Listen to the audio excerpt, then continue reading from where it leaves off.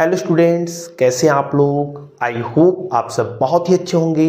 मैं हूं वैभव दुबे और यह है आपका प्यारा सा channel M V centre. Students, previous video देखकर आप जान गए होंगे कि आज से क्लास 12th के फिजिक्स की जो क्लासेस हैं वो स्टार्ट होने वाली हैं। हमने आपको बताया था कि डेली शाम को 4 बजे मंडे टू सैटरडे फिजिक्स की क्लास 12th की देखने को मिलेगी। हमने आपको बताया था कि फ्री ऑफ कॉस्ट पूरी की पूरी क्लास 12th की फिजिक्स मैं आपको YouTube पर पढ़ाऊंगा, जिसमें सारे थ्योरेटिकल चीज़ों को कवर करेंगे, सभी न्यूमेरिकल्स को कराएंगे, इंपॉर्टेंट बहुविकल्पी को कराएंगे और आपको कुछ अच्छे टेस्ट दिए जाएंगे जिसको आप करके एग्जाम में अपना बेस्ट अंक ला सकते हैं। ठीक है, तो उसी क्रम में आज ये पहला वीडियो है। चलिए वीडियो को स्टार्ट करते हैं और पहले चैप्टर को स्टार्ट करते हैं हम लोग। ठीक है, अगर आपने अभी तक चैनल को सब्सक्राइब नहीं किया है तो प्लीज यार चैनल को सब्सक्राइब कर लीजिएगा। ठीक है, क्योंकि फ्री ऑफ कॉस्ट इससे अच्छी क्लास आपको और कहीं भी नहीं मिलने वाली है। ठीक है, चैनल को सब्सक्राइब जरूर कीजिए, वीडियो को लाइक और शेयर कर दीजिएगा। हम आपसे कोई पैसा नहीं लेते, पैसे के बदले में मांगते हैं आपका लाइक और शेयर। तो आप अपने फ्रेंड सर्कल में इस वीडियो को लाइक और शेयर जरूर कर दीजिएगा। अगर आपका कोई भी प्रश्न है, कोई भी डाउट है, कोई क्वेश्चन ऐसा है जो आप हमें भेजना चाहते हैं तो ये है हमारा इंस्टाग्राम आईडी। ठीक है, @MV Center। ठीक है, वहां पे आप कांटेक्ट कर लीजिएगा, आप अपने क्वेश्चन हमें भेजिएगा। संडे को उस क्वेश्चन पर वीडियो बना दिया जाएगा। तो चलिए आज की इस वीडियो को स्टार्ट करते हैं। ठीक है, सबसे पहला जो चैप्टर है वह है कूलाम का नियम और वैद्युत क्षेत्र। इसमें सबसे पहले हम लोग पढ़ेंगे आवेश, चार्ज के बारे में। चार्ज के बारे में आपके एग्जाम में जो भी क्वेश्चंस पूछे गए हैं या जो भी क्वेश्चंस पूछे जा सकते हैं उन सब के बारे में आज हम लोग बहुत ही डिटेल में पढ़ने वाले हैं। चार्ज क्या होता है, चार्ज का गुण क्या है, मूल आवेश क्या होते हैं। ठीक है, पूरी डिटेल में आवेश के बारे में आज पढ़ेंगे। इससे बाहर आपके एग्जाम में कोई भी प्रश्न नहीं आएगा। केवल एक बार आप घर पे पढ़िए, आवेश के बारे में पूरी कहानी खत्म हो जाएगी। चलिए आवेश को समझते हैं बहुत ही अच्छे से। कोई भी आवेश है, कोई भी पदार्थ है, उस पदार्थ के दो मौलिक गुण होते हैं। मौलिक गुण क्या होता है अभी हम आपको समझाते हैं। एक होता है द्रव्यमान, किसी भी पदार्थ का पहला मौलिक गुण कौन सा है, द्रव्यमान। दूसरा जो मौलिक गुण होता है वो आवेश है, आवेश। ये मौलिक गुण क्या होता है, मौलिक गुण देखिए, मौलिक गुण वह गुण होता है जिसका भौतिक कारक का कोई प्रभाव नहीं पड़ता। मतलब ऐसा नहीं दाब बढ़ाने पर यह गुण चेंज हो जाए, ताप बढ़ाने पर गुण चेंज हो जाए। भौतिक कारक का अगर कोई प्रभाव किसी गुण पर नहीं पड़ता है तो उसको बोलते हैं वह उसका मौलिक गुण है, इंट्रिंसिक प्रॉपर्टी है। तो कोई भी पदार्थ, उसके कितने मौलिक गुण, दो। एक है उसका द्रव्यमान, दूसरा है उसका आवेश। द्रव्यमान के बारे में आपने क्लास 11th में डिटेल में पढ़ा है। द्रव्यमान एक ऐसा मौलिक गुण होता है जो उस पदार्थ में रहेगा ही रहेगा, अर्थात बिना द्रव्यमान के किसी भी पदार्थ के अस्तित्व की कल्पना नहीं की जा सकती। ऐसा नहीं है कि कोई पदार्थ है और उसका द्रव्यमान न हो। छोटा से छोटा कण है, एकदम छोटा कण, इलेक्ट्रॉन, उसका भी तो कुछ न कुछ द्रव्यमान होता है। तो एकदम छोटा से छोटा कण है, उसका भी द्रव्यमान होगा। अर्थात बिना द्रव्यमान के किसी भी पदार्थ के अस्तित्व की कल्पना नहीं की जा सकती। अगर पदार्थ है तो द्रव्यमान रहेगा ही रहेगा। लेकिन ये जो आवेश वाला गुण है, आवेश वाला जो मौलिक गुण है, ये पदार्थ में रह भी सकता है और नहीं भी रह सकता। पदार्थ में रह भी सकता है और नहीं भी रह सकता, दोनों कंडीशन है। और नहीं भी रह सकता, दोनों कंडीशन है। पदार्थ में रह भी सकता है और नहीं भी रह सकता, दोनों चीजें हो सकती हैं। आवेश पदार्थ में रहे, आवेश पदार्थ में न रहे। अर्थात कोई पदार्थ है, इसमें आवेश रह भी सकता है और नहीं भी रह सकता। हमने क्या किया, ऐसे पदार्थों को छांटना स्टार्ट कर दिया जिसमें आवेश है, जिसमें आवेश है। अब कैसे हमें पता चला कि इस पदार्थ में आवेश का गुण है, इस पदार्थ में आवेश का गुण नहीं है, ये हमें कैसे पता चला? तो आवेश का गुण जिस पदार्थों में था, जिन पदार्थों में ये आवेश वाला गुण था, वे क्या कर रहे थे, दूसरे पदार्थों को आकर्षित या प्रतिकर्षित कर रहे थे। मतलब जो पदार्थ दूसरे पदार्थों को आकर्षित या प्रतिकर्षित कर रहे थे, हमने कहा कि इन पदार्थों में क्या है, इन पदार्थों में आवेश वाला गुण है, आवेश वाला गुण है। तो हमें पदार्थों को हमने छाटा, कैसे छाटा, वे दूसरों को आकर्षित या प्रतिकर्षित कर रहे थे। तो यहां से हमें पता चला कि आवेश में पदार्थ में आवेश वाला गुण है। यानी आवेश की डिफिनीशन हमें देनी हो तो कहेंगे कि आवेश किसी पदार्थ का वह मौलिक गुण है। आवेश क्या है, किसी पदार्थ का वह मौलिक गुण जिसके कारण वस्तुएं आकर्षण या प्रतिकर्षण बल आरोपित करती हैं, जिसके कारण वस्तुएं आकर्षण या प्रतिकर्षण बल आरोपित करती हैं। तो यहां से हम डिफिनीशन लिखते हैं, आवेश की परिभाषा लिखते हैं आराम से समझ के। परिभाषा क्या है, कहेंगे कि आवेश किसी पदार्थ का वह मौलिक गुण है, वह मौलिक गुण है जिसके कारण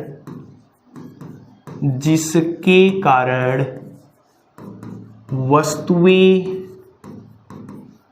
वैद्युत बल, अब ध्यान से समझिएगा, वैद्युत बल क्या होता है, वैद्युत बल क्या होता है, वैद्युत बल मतलब होता है आकर्षण या प्रतिकर्षण बल। ये ध्यान दीजिएगा, आकर्षण या प्रतिकर्षण बल, संयुक्त रूप से इनको बोला जाता है वैद्युत बल। ठीक है, आकर्षण या प्रतिकर्षण बल को संयुक्त रूप से क्या बोलते हैं, वैद्युत बल। तो आवेश किसी पदार्थ का वह मौलिक गुण है जिसके कारण वस्तुएं वैद्युत बल आरोपित करती हैं। तो एक लाइन में अगर आपसे कोई पूछेगा कि आवेश क्या है तो आप बता लेंगे। ठीक है, आवेश किसी पदार्थ का वह मौलिक गुण है जिसके कारण वस्तुएं वैद्युत बल आरोपित करती है। अब हम देखते हैं आवेश के प्रकार। आवेश के प्रकार, आवेश के प्रकार, आवेश टोटल दो प्रकार के होते हैं। Types of charge, types of charge, आवेश कितने प्रकार के, दो प्रकार के। पहला है आपका धन आवेश, ठीक है, पॉजिटिव चार्ज जिसको बोलते हैं, पॉजिटिव चार्ज। दूसरा है आपका ऋण आवेश, ऋण आवेश, नेगेटिव चार्ज। ठीक है, ऋण आवेश, नेगेटिव चार्ज। ये पॉजिटिव और नेगेटिव चार्ज क्या होते हैं? आवेश तो हमें समझ में आ गया कि आवेश क्या है, किसी भी पदार्थ का वह मौलिक गुण है जिसके कारण वस्तुएं वैद्युत बल अर्थात आकर्षण या प्रतिकर्षण बल आरोपित करती है। कितने प्रकार की, दो प्रकार की, धनावेश, ऋणावेश। हम जानते हैं कोई भी पदार्थ है, कोई भी पदार्थ है, ये हमारे पास क्या है, पदार्थ है। इस पदार्थ में इलेक्ट्रॉन, प्रोटॉन और न्यूट्रॉन होते हैं। कोई भी पदार्थ है परमाणुओं से मिलकर के बना होता है और परमाणु में कौन होते हैं, इलेक्ट्रॉन, प्रोटॉन और न्यूट्रॉन होते हैं। अगर किसी कारणवश या किसी भी तरीके से मैं इसमें से इलेक्ट्रॉन को निकाल लूं, इलेक्ट्रॉन को निकाल लूं, इलेक्ट्रॉन अगर निकाल लूंगा तो इलेक्ट्रॉन कम होंगे कि ज्यादा, इलेक्ट्रॉन कम होंगे, इलेक्ट्रॉन क्या होंगे, कम होंगे। और इलेक्ट्रॉनों की कमी, जो इलेक्ट्रॉन कम हुए हैं, इसी इलेक्ट्रॉनों की कमी को बोलेंगे धनावेश है। क्या है, धनावेश है। मतलब कोई पदार्थ है, उस पदार्थ में इलेक्ट्रॉन को निकाल लिया गया है। इलेक्ट्रॉन को निकाल लिया गया है मतलब इलेक्ट्रॉन क्या हुए हैं, कम हुए हैं, और इलेक्ट्रॉनों की कमी क्या होगी, धनावेश होगी। एक दूसरी कंडीशन अगर हम कहें, ये जो पदार्थ है इस पदार्थ को इलेक्ट्रॉन दे दिया गया है, इलेक्ट्रॉन दे दिया गया है, दे दिया गया है, इलेक्ट्रॉन दे दिया गया है, तो इलेक्ट्रॉन कम होंगे कि ज्यादा? पहले से इलेक्ट्रॉन थे हमने और इलेक्ट्रॉन को दे दिया, तो इलेक्ट्रॉन क्या हुए, ज्यादा हुए। इलेक्ट्रॉन क्या हुए, ज्यादा हुए। अर्थात इलेक्ट्रॉन ज्यादा हो गए तो इलेक्ट्रॉन की अधिकता ऋणावेश प्रदर्शित करती है। तो धन आवेश और ऋणावेश में क्या अंतर है, समझ पाए? कोई भी पदार्थ है, उस पदार्थ को अगर आपने इलेक्ट्रॉन दिया है, अर्थात इलेक्ट्रॉन ज्यादा हो गए, इलेक्ट्रॉन ज्यादा हो गए मतलब ऋणावेश हो गया।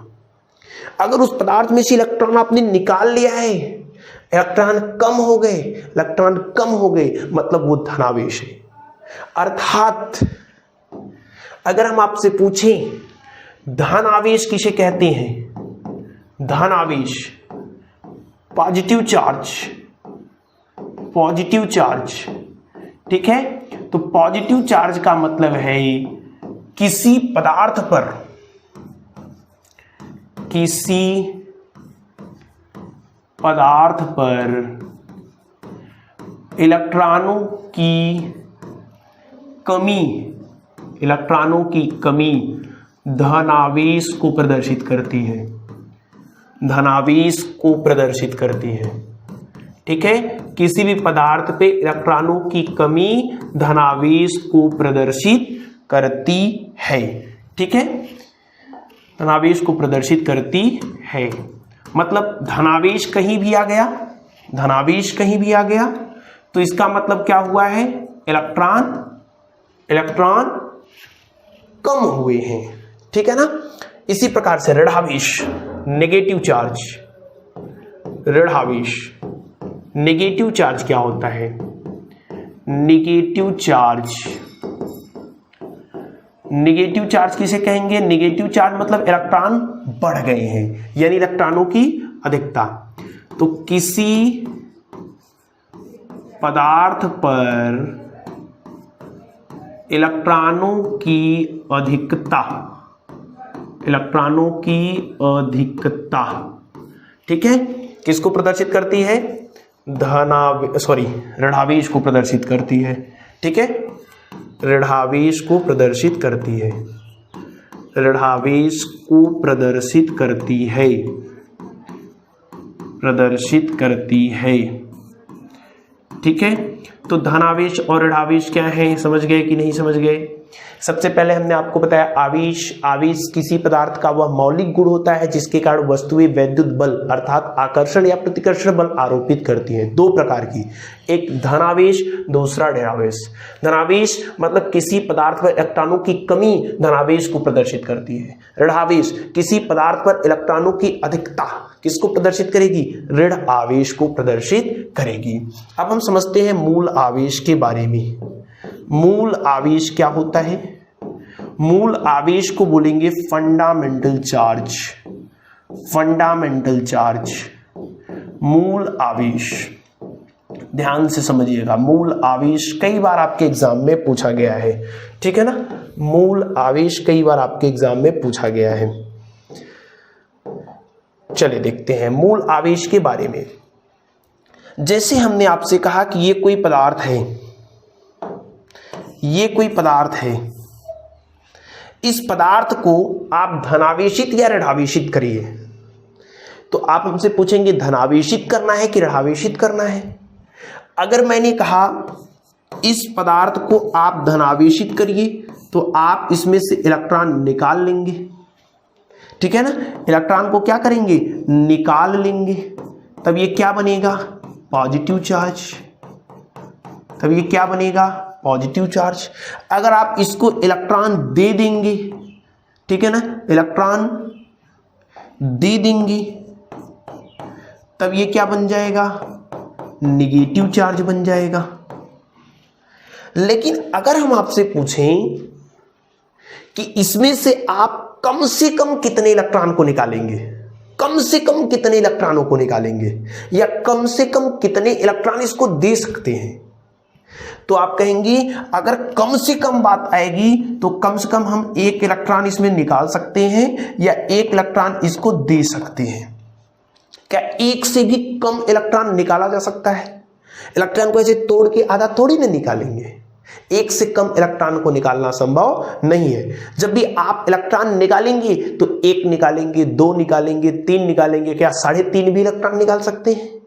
क्या 3.5 इलेक्ट्रॉन इसको दे सकते हैं? ऐसा करना संभव नहीं है। तो कम से कम कितने इलेक्ट्रॉन निकालेंगे? अगर एक इलेक्ट्रॉन निकालें तो इस पर आवेश कितने का आ गया? एक इलेक्ट्रॉन का आ गया। अगर इसमें से 2 इलेक्ट्रॉन निकालें तो 2 इलेक्ट्रॉन का इस पर आवेश आ जाएगा। अगर इस पे आप एक इलेक्ट्रॉन दे दिए तो एक इलेक्ट्रॉन का इस पे निगेटिव चार्ज आ जाएगा। 2 इलेक्ट्रॉन दे दिए तो 2 इलेक्ट्रॉन का निगेटिव चार्ज आएगा। 3 इलेक्ट्रॉन दे दिए, 3 इलेक्ट्रॉन का निगेटिव चार्ज आएगा। तो कम से कम कितने इलेक्ट्रॉन दे सकते हैं? एक। कम से कम कितने निकाल सकते हैं? एक। तो ये जो कम से कम इलेक्ट्रॉन निकालने की क्रिया है इसी को बोलते हैं मूल आवेश। अर्थात किसी वस्तु पर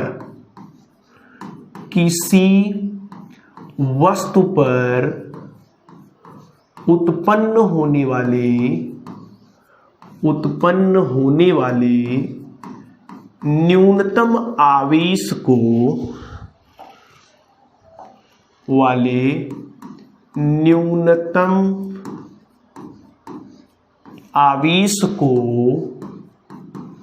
न्यूनतम आवेश को मूल आवेश कहते हैं। मूल आवेश कहते हैं। किसी भी वस्तु पर उत्पन्न होने वाले न्यूनतम आवेश को मूल आवेश कहते हैं। अच्छा, कितना आवेश न्यूनतम उत्पन्न हो सकता है? एक इलेक्ट्रॉन का, ठीक है ना। तो वही लिखने जा रहे हैं। मूल आवेश का मान, मूल आवेश को E से प्रदर्शित करते हैं। E से प्रदर्शित करते हैं, ठीक है ना। इसका मान, मूल आवेश का मान, ध्यान दीजिएगा ये बहुत इंपॉर्टेंट है। इसका मान -1.6 × 10⁻⁻19 कूलाम आवेश का मात्रक होता है। अभी हम लोग डिटेल में बात करेंगे, होता है, ठीक है ना। क्योंकि हम कम से कम एक ही इलेक्ट्रॉन को निकाल सकते हैं या एक ही इलेक्ट्रॉन को दे सकते हैं। तो किसी भी वस्तु पर उत्पन्न होने वाला जो न्यूनतम आवेश है, एक इलेक्ट्रॉन निकालेंगे तो एक आवेश उत्पन्न हुआ, 2 इलेक्ट्रॉन निकालेंगे तो 2 इलेक्ट्रॉन का आवेश उत्पन्न हुआ। तो किसी भी वस्तु पर उत्पन्न होने वाले न्यूनतम आवेश को क्या बोलते हैं? मूल आवेश बोलते हैं। नोट करके ये जानते रहिए कि जो मूल आवेश की खोज है, ध्यान दीजिएगा इस बात को, मूल आवेश की खोज मिल्टन ने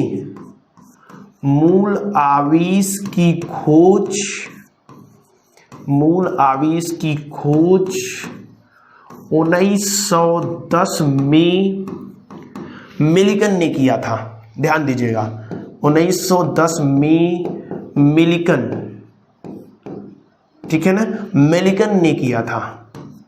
मूल आवेश की खोज किसने की थी? मिल्टन ने। कब किया था? 1910 में। लेकिन जब बात आएगी आवेश की तो आवेश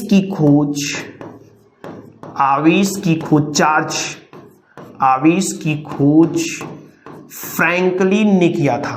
फ्रैंकलिन ने, ठीक है, फ्रैंकलिन ने किया था, ठीक है, ने किया था। तो हमने क्या क्या पढ़ा? हमने पढ़ा सबसे पहले आवेश के बारे में।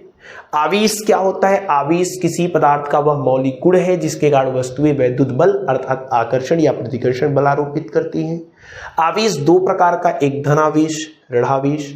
धनावेश का मतलब होता है किसी पदार्थ पर इलेक्ट्रॉनों की कमी धनावेश को दर्शाती है। किसी पदार्थ पर इलेक्ट्रॉनों की अधिकता ऋणावेश को दर्शाती है। फिर हमने पढ़ा मूल आवेश। मूल आवेश क्या होता है? किसी वस्तु पर उत्पन्न होने वाले न्यूनतम आवेश को मूल आवेश कहते हैं।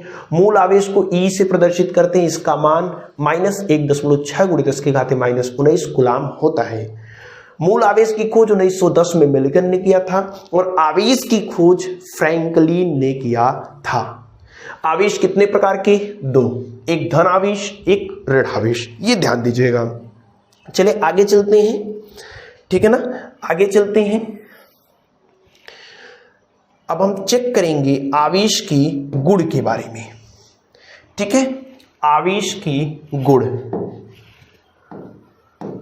आवेश के कौन कौन से गुण हैं? आवेश के गुण, properties of charge, properties of charge, आवेश के गुण। देखिए पहला जो पॉइंट है वो जानते रहिए, समान प्रकृति के जो आवेश हैं, आवेश कितने प्रकार के? 2, एक प्लस आवेश हो गया, आवेश को स्मॉल q से प्रदर्शित करते हैं, प्लस q आवेश हो गया या फिर प्लस q आवेश हो गया, माइनस q आवेश हो गया, माइनस q आवेश हो गया। इन दोनों की प्रकृति सेम है। जैसे हम इसकी बात करें या इसकी बात करें, इनकी प्रकृति सेम है, दोनों पॉजिटिव हो, दोनों पॉजिटिव है मतलब दोनों पे इलेक्ट्रॉन की कमी है, इन दोनों में इलेक्ट्रॉन की अधिकता है। अगर दोनों की प्रकृति सेम है, प्रकृति सेम है, नेचर दोनों का सेम है, प्रकृति सेम है, तब प्रतिकर्षित करेंगे। तब क्या करेंगे? प्रतिकर्षित करेंगे, प्रतिकर्षित करेंगे। यानी दोनों का नेचर अलग अलग है, एक प्लस q है, दूसरा माइनस q है। ये देखिए, एक में इलेक्ट्रॉन कम है, एक में इलेक्ट्रॉन अधिक है, इनका नेचर क्या है? अलग अलग है, प्रकृति क्या है? अलग है, प्रकृति अलग है। अगर प्रकृति अलग है, नेचर अलग है, तब आकर्षित करेंगे, ठीक है, तब आकर्षित करेंगे। ये ध्यान दीजिएगा, आकर्षित करेंगे। अर्थात जो पहला पॉइंट आपका बनेगा कि समान प्रकृति के आवेश प्रतिकर्षित करते हैं, जबकि विपरीत प्रकृति के आवेश आकर्षित करते हैं, ठीक है। जो पहला पॉइंट आपका बना इसमें आवेश के गुण में, क्या कहेंगे कि समान प्रकृति के आवेश, समान प्रकृति मतलब प्लस प्लस माइनस हो या माइनस माइनस हो, ठीक है ना। समान प्रकृति के आवेश एक दूसरे को समान प्रकृति के आवेश एक दूसरे को क्या करते हैं? प्रतिकर्षित करते हैं, प्रतिकर्षित करते हैं, प्रतिकर्षित करते हैं। जबकि विपरीत प्रकृति के आवेश, जबकि विपरीत प्रकृति के आवेश, विपरीत प्रकृति के आवेश एक दूसरे को आकर्षित करते हैं, एक दूसरे को आकर्षित करते हैं, ठीक है। ये पहली प्रॉपर्टी है आवेश की, क्या? समान प्रकृति के आवेश एक दूसरे को आकर्षित करते हैं, जबकि विपरीत प्रकृति के आवेश समान प्रकृति के आवेश एक दूसरे को प्रतिकर्षित करते हैं, जबकि विपरीत प्रकृति के आवेश एक दूसरे को आकर्षित करते हैं। चलिए नेक्स्ट पॉइंट पे आते हैं। दूसरा जो इंपॉर्टेंट पॉइंट है, आवेश को न तो उत्पन्न किया जा सकता है और न ही नष्ट किया जा सकता है। ध्यान से समझिएगा कैसे। जैसे ये एक पदार्थ है, ये दूसरा पदार्थ है, ठीक है, अभी दोनों न्यूट्रल में है। इसमें से हमने इलेक्ट्रॉन को निकाला, इलेक्ट्रॉन को निकाल करके इसको दे दिया, इलेक्ट्रॉन इसमें से निकाल करके इसको दे दिया, तो यहां पे क्या हुआ? यहां पे इलेक्ट्रॉन निकली, अर्थात ये पॉजिटिव चार्ज बनेगा। इलेक्ट्रॉन कम हुए और इलेक्ट्रॉन कम हुए मतलब पॉजिटिव चार्ज। इसको अपने इलेक्ट्रॉन दिया, अर्थात इसमें इलेक्ट्रॉनों की अधिकता हुई, अर्थात ये नेगेटिव चार्ज बनेगा। ये कैसा चार्ज बनेगा? नेगेटिव। तो आवेश संरक्षित है। ये प्लस ये माइनस, एक इस पे प्लस हुआ तो एक माइनस हुआ, प्लस माइनस न्यूट्रल कर देंगे। समझिएगा, आवेश उत्पन्न नहीं होता, नहीं आवेश को नष्ट किया जा सकता है। ब्रह्मांड की संपूर्ण आवेश सदैव संरक्षित रहती हैं, ठीक है ना। जितना इस पे प्लस में उतना इस पे क्या आ गया माइनस, क्योंकि इलेक्ट्रॉन निकाल के किसी को तो देंगे, जिस पे देंगे उस पे नेगेटिव चार्ज, जिस पे देंगे उस पे पॉजिटिव चार्ज। तो आवेश को न तो उत्पन्न किया जा सकता है, आवेश को न तो उत्पन्न किया जा सकता है, उत्पन्न किया जा सकता है और न ही नष्ट किया जा सकता है। आवेश को न तो उत्पन्न किया जा सकता है और न ही नष्ट किया जा सकता है, नहीं नष्ट किया जा सकता है। इसे आवेश संरक्षण का सिद्धांत कहते हैं। इसे हम लोग क्या बोलेंगे, आवेश संरक्षण का सिद्धांत। इसे आवेश संरक्षण का सिद्धांत कहते हैं, ठीक है। इसे आवेश संरक्षण का सिद्धांत कहते हैं। तो आवेश को न तो उत्पन्न किया जा सकता है और न ही नष्ट किया जा सकता है, इसे आवेश संरक्षण का सिद्धांत कहते हैं। जो नेक्स्ट पॉइंट है, आवेश का जो मान है, आवेश का मान वो वेग पर निर्भर नहीं करता। आवेश का मान वेग पर निर्भर नहीं करता। ऐसी बात नहीं है कि आप बहुत तेजी से दौड़ने लगे या कोई आवेशित वस्तु है वो बहुत तेजी से दौड़ने लगी तो उस पर आवेश का मान बढ़ जाएगा, ठीक है। अगर आवेश का मान वेग पर निर्भर करता तो मैं दौड़ने लगता, मेरे अंदर आवेश आ जाता, ठीक है। तो आवेश का मान वेग पर निर्भर नहीं करता है, ये बात आप जानते रहिए। आवेश का मान वेग पर निर्भर नहीं करता। नेक्स्ट पॉइंट, आवेश बिना द्रव्यमान के, ध्यान समझिएगा इस पॉइंट को, बिना द्रव्यमान के आवेश नहीं रह सकता। बिना द्रव्यमान के आवेश नहीं रह सकता। बिना द्रव्यमान के आवेश नहीं रह सकता, हमने आपको पहले ही बता दिया था। बिना द्रव्यमान के किसी पदार्थ के अस्तित्व की कल्पना ही नहीं की जा सकती।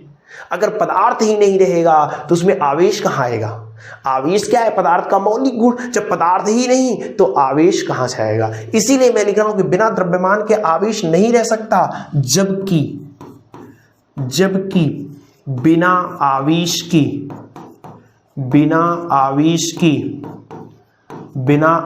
की द्रव्यमान रह सकता है। बिना आवेश के द्रव्यमान रह सकता है, ठीक है ना। रह सकता है कि नहीं रह सकता है। भाई हमने शुरू में ही बता दिया कि पदार्थ में द्रव्यमान रहेगा ही रहेगा, लेकिन आवेश पदार्थ में रह भी सकता है और नहीं भी रह सकता है। जिन पदार्थों में आवेश का गुण था हमने उनको छांट लिया। कैसे छाटा, हमने देखा वे दूसरे पर आकर्षण या प्रतिकर्षण बल लगा रहे थे, ठीक है। तो बिना द्रव्यमान के आवेश नहीं रह सकता, जबकि बिना आवेश की द्रव्यमान रह सकता है, ठीक है। तो ये 4 इंपॉर्टेंट पॉइंट है आवेश के गुण में। पहला पॉइंट, समान प्रकृति के आवेश एक दूसरे को प्रतिकर्षित करते हैं, जबकि विपरीत प्रकृति के आवेश एक दूसरे को आकर्षित करते हैं। आवेश को न तो उत्पन्न किया जा सकता और न ही नष्ट किया जा सकता, इसे आवेश संरक्षण का सिद्धांत कहते हैं। आवेश का मान वेग पर निर्भर नहीं करता है। बिना द्रव्यमान के आवेश नहीं रह सकता, जबकि बिना आवेश के द्रव्यमान रह सकता है। चलिए नेक्स्ट पॉइंट पे हम लोग बात करते हैं आवेश की मात्रक के बारे में, ठीक है। आवेश की मात्रक के बारे में, आवेश का क्या मात्रक है, ठीक है। तो आवेश का जो मात्रक है, मात्रक अगर हम बात करें यूनिट एसआई पद्धति में, ठीक है। एसआई पद्धति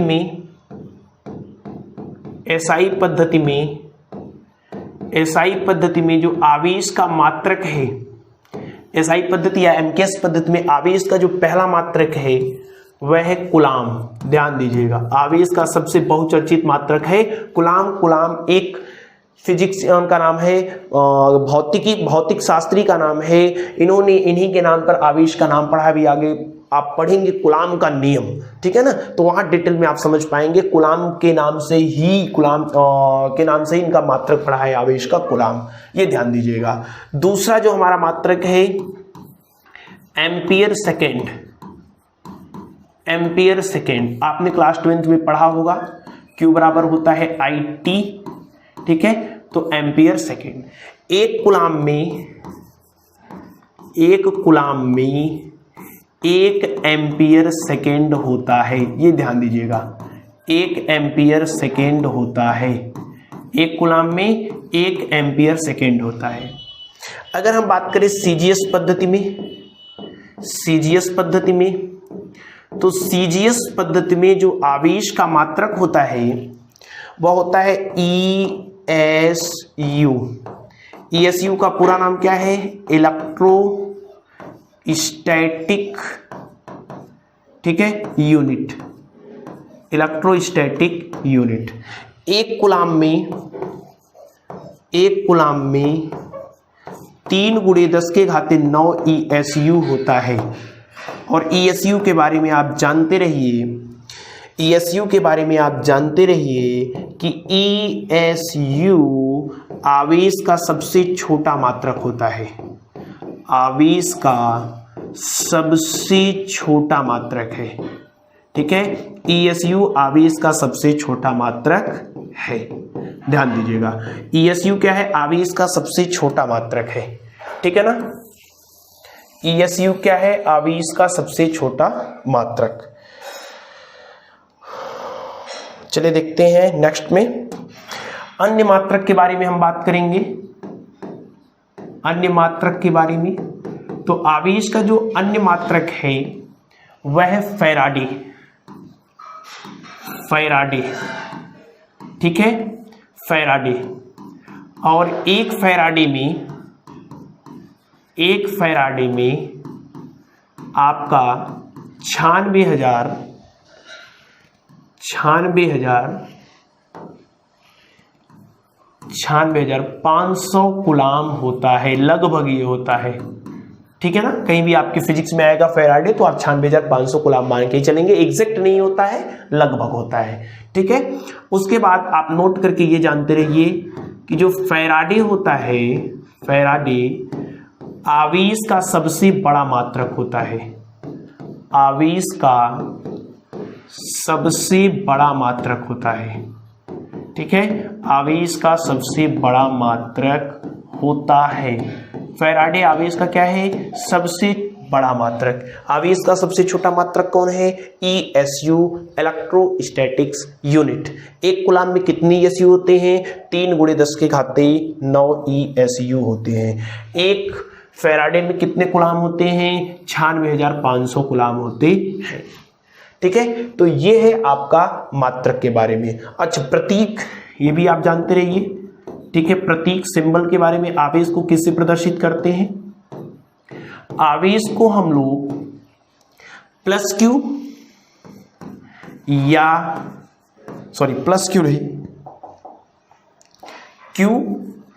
या कैपिटल Q से प्रदर्शित करते हैं। दोनों चीजों से, Q से भी प्रदर्शित किया जाता है, स्मॉल q से भी, और कैपिटल Q से भी आवेश को प्रदर्शित किया जाता है, ठीक है। तो ये चीजें थी आवेश के मात्रक और उसके सिंबल के बारे में। आवेश का SI पद्धति में मात्रक कूलाम एम्पियर सेकेंड होता है, एक कूलाम में 1 एम्पियर सेकेंड होता है, ठीक है। कहीं कूलाम आ गया या एम्पियर सेकेंड आ गया तो मान में कोई परिवर्तन नहीं है। सीजीएस पद्धति में मात्रक होता है ESU, इलेक्ट्रोस्टैटिक यूनिट। एक कूलाम में 3 × 10⁹ ESU होता है। ESU आवेश का सबसे छोटा मात्रक होता है। अगर अन्य मात्रक में बात करें तो फैराडे भी होता है। फैराडे में 96,500 कूलाम लगभग होता है, ठीक है। फैराडे आवेश का सबसे बड़ा मात्रक होता है। आवेश को स्मॉल q या कैपिटल Q में प्रदर्शित करते हैं। चलिए नेक्स्ट देखते हैं। आपका है हेडिंग आवेश का क्वांटीकरण। ये एक इंपॉर्टेंट हेडिंग है, कई बार एग्जाम में आपके पूछा गया है। आवेश का क्वांटीकरण, क्वांटाइजेशन ऑफ चार्ज, ठीक है, quantization of charge, quantization of charge. आवेश का क्वांटीकरण। आवेश का क्वांटीकरण कहता है कि किसी भी आवेशित वस्तु पर, ठीक है, किसी भी आवेशित वस्तु पर आवेश का जो मान होगा, कोई भी आवेशित वस्तु है, ध्यान से आप समझिएगा। जैसे हमने कह दिया ये कोई वस्तु है, इस वस्तु को आपको आवेशित करना है, आवेशित करना है, ठीक है। तो आवेशित करना है तो आप क्या करेंगे, हमने आपको बताया है या तो इसमें से इलेक्ट्रॉन, इसको इलेक्ट्रॉन देंगे या तो इसमें से इलेक्ट्रॉन निकालेंगे। इलेक्ट्रॉन कितने निकाल सकते हैं, ठीक है, इलेक्ट्रॉन कितने निकाल सकते हैं, या तो एक इलेक्ट्रॉन इसको दे दीजिए, या तो 2 इलेक्ट्रॉन दे दीजिए, या 100 इलेक्ट्रॉन दे दीजिए, या 500 इलेक्ट्रॉन दे दीजिए, या 1000 इलेक्ट्रॉन दे दीजिए। कितने इलेक्ट्रॉन निकाल सकते हैं, हो सकता है 2 इलेक्ट्रॉन आप निकाल लिए, 10 इलेक्ट्रॉन निकाल लिए, 5 इलेक्ट्रॉन निकाल लिए, 250 इलेक्ट्रॉन निकाल लिए, ठीक है ना। तो जितने इलेक्ट्रॉन देंगे उतनी इलेक्ट्रॉन का नेगेटिव चार्ज इसमें आएगा, नेगेटिव चार्ज इसमें आएगा। जितने इलेक्ट्रॉन यहां से निकालेंगे उतने इलेक्ट्रॉन का पॉजिटिव चार्ज इस पे आएगा। हमने आपको अभी बताया अगर इलेक्ट्रॉन दे रहे हैं तो नेगेटिव चार्ज, इलेक्ट्रॉन निकाल रहे हैं तो पॉजिटिव चार्ज। लेकिन मैं अगर आपसे कहूं कि इसमें से आप 2.5 इलेक्ट्रॉन निकाल लीजिए, 2.5 इलेक्ट्रॉन, तो क्या निकाल सकते हैं, नहीं निकाल सकते। हम इसको कह रहे हैं कि इसको आप 1.5 इलेक्ट्रॉन दे दीजिए, क्या 1.5 इलेक्ट्रॉन इसको दिया जा सकता है, नहीं दिया जा सकता है। यानी इस वस्तु को अगर आवेशित करना है तो या तो इलेक्ट्रॉन देंगे या तो इलेक्ट्रॉन निकालेंगे। इलेक्ट्रॉन देना है तो 1 2 3 4 5 6 7 8 9 10 11 12 15 20 100 200 500 इलेक्ट्रॉन देंगे। इलेक्ट्रॉन अगर निकालना है तो 1 2 3 4 10 20 100 500 1000 10,000 इलेक्ट्रॉन निकालेंगे। ऐसे इलेक्ट्रॉनों को कभी दिया नहीं जा सकता है या फिर ऐसे इलेक्ट्रॉनों को कभी निकाला नहीं जा सकता है। तो यही कहता है आवेश का क्वांटीकरण कि किसी भी आवेशित वस्तु पर जो आवेश का मान होगा, आवेश का जो मान होगा, ठीक है ना, आवेश का जो मान होगा वो मूल आवेश का पूर्ण गुणज होगा, मूल आवेश का पूर्ण गुणज होगा। ऐसा नहीं 2.5 इलेक्ट्रॉन किसी आवेशित वस्तु पर आवेश का मान हो जाए, ये मूल आवेश का पूर्ण गुणज नहीं है। यहां 2 कहिए, 3 कहिए, 4 कहिए, 3 इलेक्ट्रॉन, 2 इलेक्ट्रॉन, 4 इलेक्ट्रॉन ये हो सकते हैं, लेकिन 2.5 इलेक्ट्रॉन कभी भी आवेश पर मान नहीं हो सकता है। किसी भी आवेशित वस्तु पर इतना आवेश नहीं हो सकता, इतना आवेश नहीं हो सकता। यही है आवेश का क्वांटीकरण। तो आवेश का क्वांटीकरण क्या कहता है, किसी आवेशित वस्तु पर, किसी आवेशित वस्तु पर, किसी आवेशित वस्तु पर आवेश का मान, आवेश का मान मूल आवेश का, मूल आवेश का पूर्ण गुणज होता है, मूल आवेश का पूर्ण गुणज होता है, ठीक है। ये आवेश का क्वांटीकरण सिद्धांत है। किसी आवेशित वस्तु पर आवेश का मान मूल आवेश का पूर्ण गुणज होता है। जैसे आवेशित वस्तु पर आवेश का मान क्या हो सकता है, 5 इलेक्ट्रॉन हो सकता है, 10 इलेक्ट्रॉन हो सकता है, 100 इलेक्ट्रॉन हो सकता है, 500 इलेक्ट्रॉन हो सकता है इत्यादि, ठीक है। इसके अतिरिक्त क्या ऐसा संभव है, नहीं संभव है, ठीक है ना। अच्छा एक चीज आपसे अगर हम कहें कि किसी वस्तु पर सर, अगर जैसे हमने आपसे कह दिया कि किसी वस्तु पर आवेश का जो मान है वो 2.5 गुणे, ठीक है, 10 के घाते 2 इलेक्ट्रॉन है, क्या ऐसा संभव होना है, तो आप कहेंगे नहीं, ऐसा नहीं हो सकता। क्यों, क्योंकि 2.5 इलेक्ट्रॉन किसी वस्तु पर नहीं हो सकते, ऐसी बात नहीं है। यहां घात भी तो लगा है। अगर हमने कहा इसको सॉल्व करिए तो इसको सॉल्व करेंगे तो 2.5 गुणे 10 के घाते 2 यानी 100 इलेक्ट्रॉन हो जाएगा। Q इज इक्वल टू गुणा करेंगे तो 2500 यानी 250, एक अंक पे दशमलव लगेगा तो, ठीक है, इतने इलेक्ट्रॉन यानी Q बराबर कितना आया, 250 इलेक्ट्रॉन। तो क्या किसी आवेशित वस्तु पर आवेश का मान 250 इलेक्ट्रॉन नहीं हो सकता, क्या उसे 250 इलेक्ट्रॉन नहीं दे सकते? क्या उसमें से 250 इलेक्ट्रॉन नहीं निकाल सकते?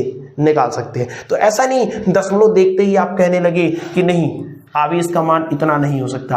आवेश का मान इतना हो सकता है, क्योंकि इसको सॉल्व करने पर हमें मूल आवेश का ये पूर्ण गुणज मिल रहा है, और जब मूल आवेश का पूर्ण गुणज मिलेगा तो उस पर आवेश का मान हो सकता है।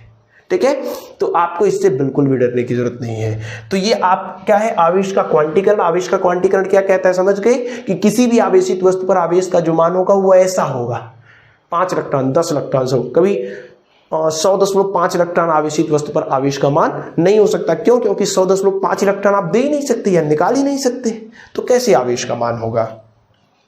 चले आगे आते हैं, हम लोग चेक करते हैं कि किसी भी आवेशित वस्तु पर आवेश का मान कैसे ज्ञात किया जाएगा। ठीक है ना, किसी भी आवेशित वस्तु पर आवेश की गणना कैसे करेंगे। ठीक है, तो किसी आवेशित वस्तु पर, जो नेक्स्ट हेडिंग है आपका, किसी आवेशित वस्तु पर, किसी आवेशित वस्तु पर आवेश की गणना, आवेश की गणना। ठीक है, किसी भी आवेशित वस्तु पर आवेश की गणना, कैलकुलेशन ऑफ चार्ज। ठीक है, कैलकुलेशन ऑफ चार्ज, बस करिए, कैलकुलेशन ऑफ चार्ज। किसी भी आवेशित वस्तु पर चार्ज कैसे कैलकुलेट करेंगे, हम इसके बारे में बात करेंगे। ठीक है ना, किसी वस्तु पर, किसी वस्तु पर, माना किसी वस्तु पर इलेक्ट्रॉनों की संख्या, इलेक्ट्रॉनों की संख्या, पहले हम क्या कर रहे हैं, इलेक्ट्रॉनों की संख्या, नंबर ऑफ इलेक्ट्रॉन। माना किसी वस्तु पर इलेक्ट्रॉनों की संख्या स्मॉल n तथा आवेश, आवेश क्या है, Q है, तब आवेश का मान, तब आवेश का मान, तब आवेश का मान कैसे निकालेंगे, Q बराबर होता है N इंटू ई से, N इंटू ई से। E क्या है, मूल आवेश, जहां E क्या है, हमने अभी आपको बताया, E मतलब होता है मूल आवेश, और मूल आवेश का मान कितना है ये आपको पता होना चाहिए। E बराबर होता है 1.6 गुणे 10 के घाते -19 कूलम। ठीक है, तो किसी भी आवेशित वस्तु पर आवेश का जो मान होगा वो कितना होगा, Q बराबर Na। जैसे हम एक क्वेश्चंस करते हैं इसी पे, ठीक है, इसी पर एक क्वेश्चंस करते हैं, यदि कि नहीं, ऐसे करिए,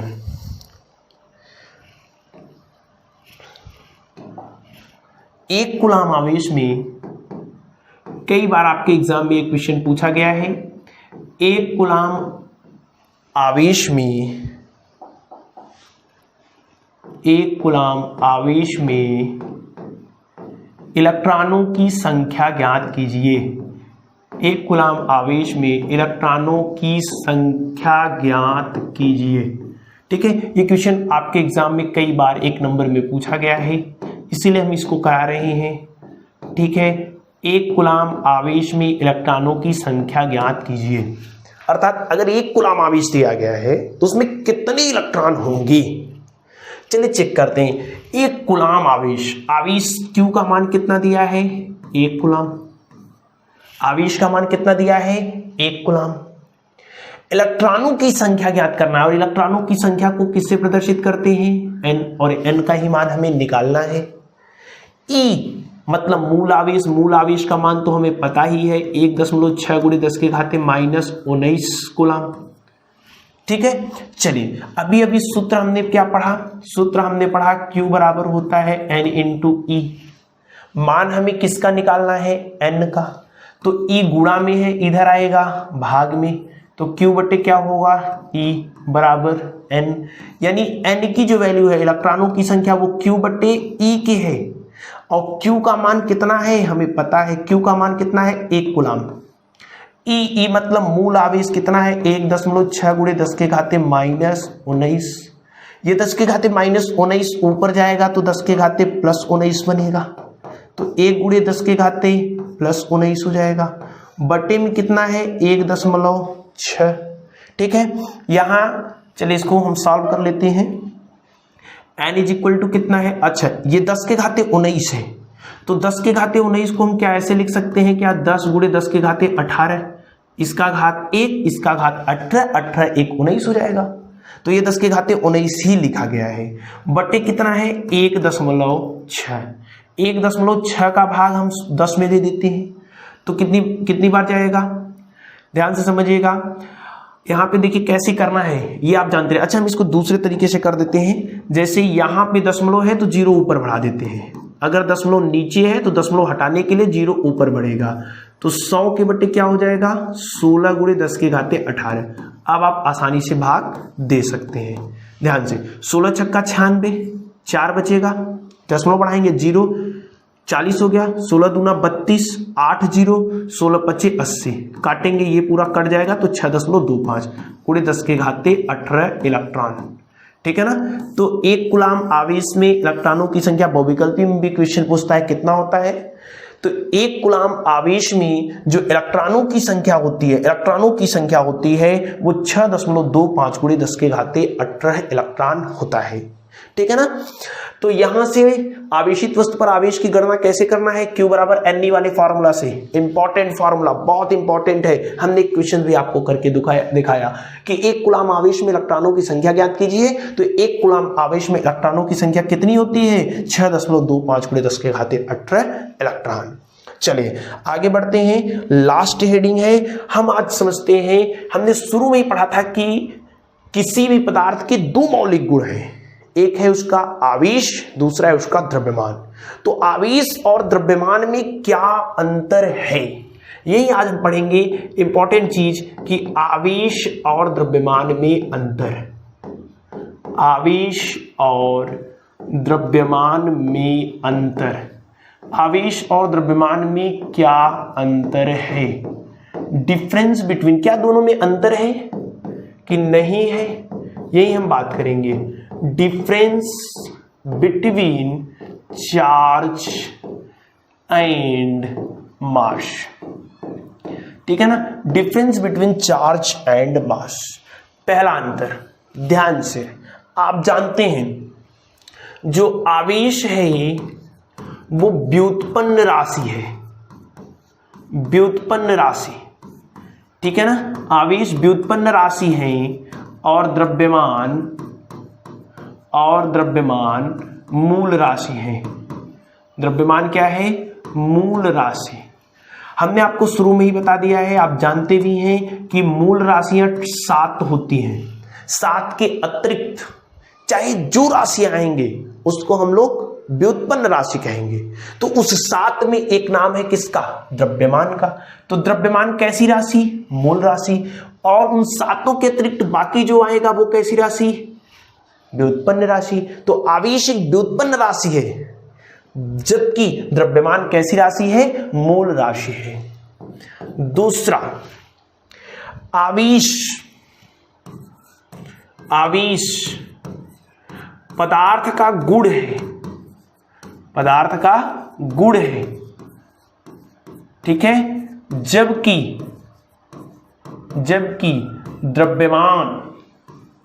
द्रव्यमान पदार्थ की मात्रा है। आप जानते हैं द्रव्यमान की परिभाषा आप जब देते हैं तो वहां कहते हैं किसी भी वस्तु में भरे पड़े द्रव्य के मान को, द्रव्य कणों के मान को द्रव्यमान कहते हैं। तो जबकि द्रव्यमान पदार्थ की मात्रा है।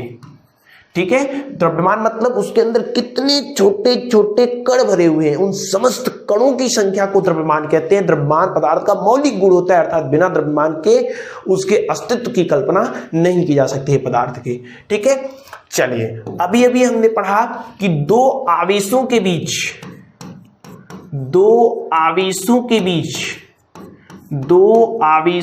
बीच आकर्षण या प्रतिकर्षण बल कार्य करता है। दो आवेशों के बीच आकर्षण या प्रतिकर्षण बल कार्य करता है, प्रतिकर्षण बल कार्य करता है। जबकि दो द्रव्यमानों के बीच द्रव्यमानों के बीच, दो द्रव्यमानों के बीच सदैव आकर्षण बल कार्य करता है। दो द्रव्यमानों के बीच सदैव आकर्षण बल कार्य करता है। ठीक है, अर्थात दो आवेश हैं तो उनके बीच आकर्षण या प्रतिकर्षण बल कार्य करता है, लेकिन दो द्रव्यमान हैं तो उनके बीच कभी प्रतिकर्षण बल कार्य नहीं करता। इसके विषय में आप न्यूटन का सार्वत्रिक गुरुत्वाकर्षण का नियम भी पढ़े हैं। उन्होंने बताया था कि दो द्रव्यमानों के बीच सदैव आकर्षण बल कार्य करता है, कभी भी प्रतिकर्षण बल कार्य नहीं करता। जबकि अभी अभी हमने पढ़ा कि आवेशों के बीच आकर्षण और प्रतिकर्षण दोनों बल कार्य कर सकते हैं। अगर समान प्रकृति के आवेश हैं तो प्रतिकर्षित करेंगे और विपरीत प्रकृति के आवेश हैं तो आकर्षित करेंगे। ठीक है ना। ओके, नेक्स्ट पॉइंट हम चलते हैं। आवेश का जो मान है, आवेश का मान धनात्मक, ऋणात्मक या शून्य हो सकता है। धनात्मक कब होगा? जब इलेक्ट्रॉन निकालेंगे। ठीक है ना। ठीक है, धनात्मक, ऋणात्मक या शून्य हो सकता है, शून्य हो सकता है। जबकि द्रव्यमान का मान